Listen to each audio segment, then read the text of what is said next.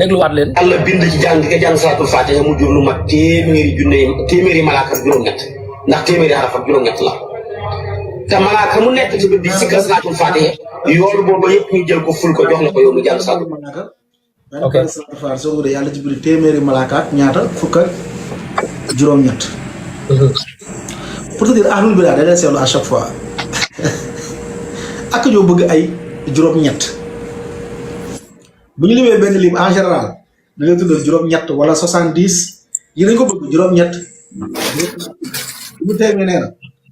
ahlul bidaa jour boo bëggee xam seeni lim ni ay tappale la lu ñu sos la en général bu ñu limee dañ la ne juróom-ñett wala 70 juróom-ñaar fukk wala 77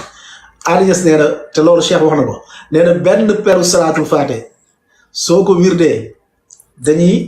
day jur maanaam yàlla da ciy sàkk malaaka téeméeri malaaka ak fukk ak juróom ñett xaw ma juróom-ñaar la ciy sàkk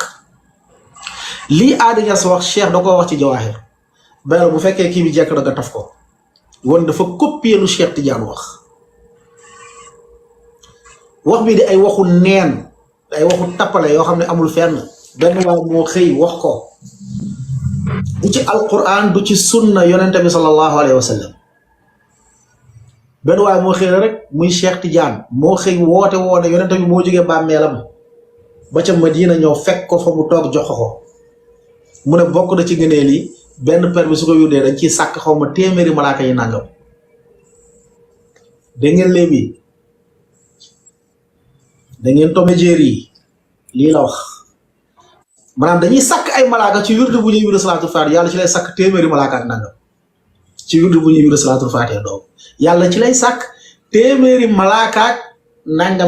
nangam ci wirdu bu ñuy wirdu salaatul faatiha comme salaatul faatiha mu ñoom ci lu Cheikh wax Adidas répété ko